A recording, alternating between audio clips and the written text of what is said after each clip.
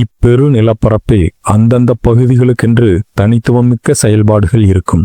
அதன் சிறுகால் தடம் பிடித்துச் சென்றபோது நமக்கு கிடைத்தது இயற்கையோடு இணைந்த நம்பிக்கை சார்ந்த நிகழ்வு இது.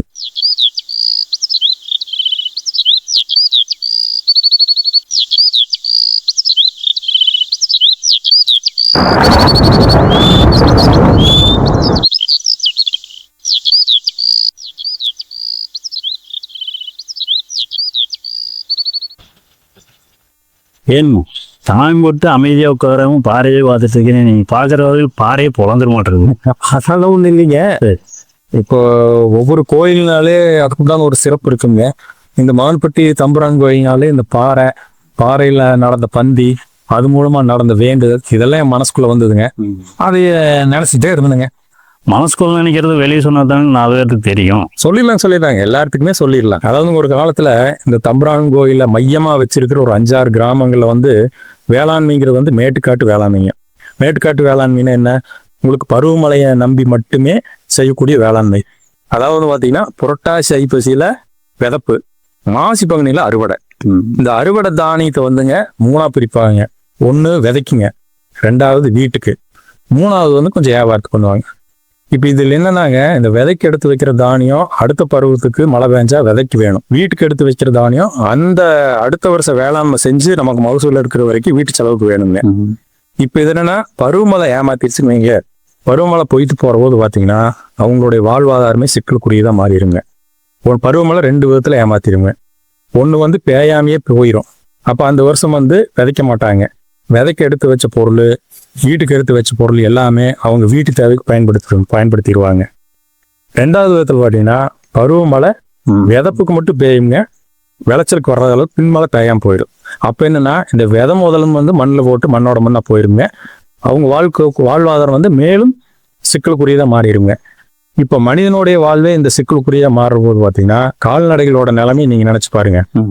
அந்த மாதிரி சமயங்கள்ல தான் பார்த்தீங்கன்னா ஊரே ஒன்று கூடி ஒரு ஆளுக்கு கொஞ்சம் தொகை போட்டுங்க, இந்த தம்புரான் கோயிலுக்காக ஒரு பொது கெடாய் வாங்கி பொங்கல் வச்சுங்க, வெட்டி இதுக்கு படையல் போட்டு மழை வேணுங்கிறதுக்காக இந்த பாறையில் உட்காந்து சாப்பிட்டு மழை வேணுங்கிற வேண்டுதல் நிறைவேற்றுவாங்க. இந்த மாதிரி நிகழ்வுகள்லாம் மனசுக்குள்ள வந்துச்சுங்க. அதைத்தான் நினைச்சுட்டு இருந்தேங்க. நடைமுறையில் எப்படி பண்ணாங்கன்னு கொஞ்சம் சொல்ல முடியுங்களா? சொல்லலாங்க. அதாவது என்னன்னாங்க, இந்த மாதிரி ஒரு மழையினால வறட்சி பஞ்சம் வரக்கூடிய சூழ்நிலையிலிங்க கோயிலை சுற்றி இருக்கிற அந்த 5-6 கிராம மக்களுக்கு எல்லாருமே ஒன்று சேர்ந்து ஒரு நாள் குறிச்சுங்க, பொதுவில் இருக்கிற பணங்களை கொஞ்சம் போட்டு ஒரு கெடா வாங்கி கெடா வெட்டிங்க, பொங்கல் வச்சு இந்த சாமிக்கு படைச்சு மழை வேணும்னு வேண்டுவாங்க. அது எல்லாமே இந்த பாறையில தான் அந்த ஜனங்கள் எல்லாமே கூடி நின்று உட்காந்து பந்தி விடுவாங்க. பந்தி சாப்பிட்டுட்டு மழை வேணும்னு வேண்டுவாங்க. வாங்க, அதை எப்படின்னு செய்யறாங்கன்னு நம்ம செஞ்சு காமிச்சிருவோம். வாங்க.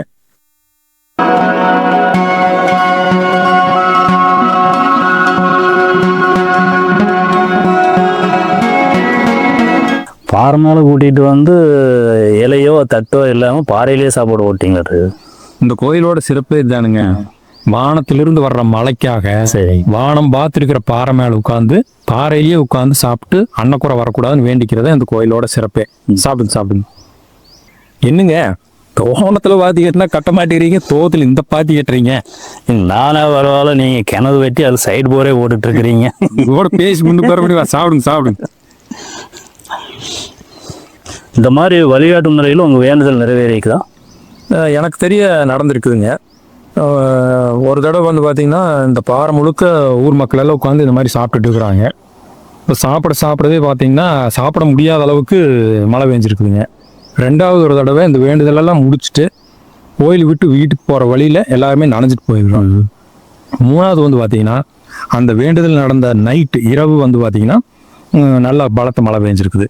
எது எப்படியோங்க, இந்த பாறையில் உட்காந்து பந்தி விட்டு இந்த தம்புரானை வேண்டி மழை வேணும்னு வேண்டுற போது இந்த பாறையை கழுவுற அளவுக்காக மழை பெய்யுங்கிற அந்த மக்களுக்கு ஒரு அசாத்திய நம்பிக்கை இருந்தது. இது அனுபவத்திலையும் உண்மை.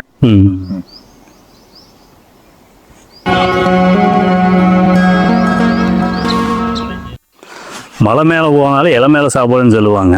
நீங்கள் மலை மேலேயே சாப்பாடு ஓட்டிங்க, சந்தோஷம். இல்லை சந்தேகங்களும் இருக்குது. வயிறு நெருக்க சாப்பாடு, வாய் நெருக்க சந்தேகங்களா? கேளுங்க.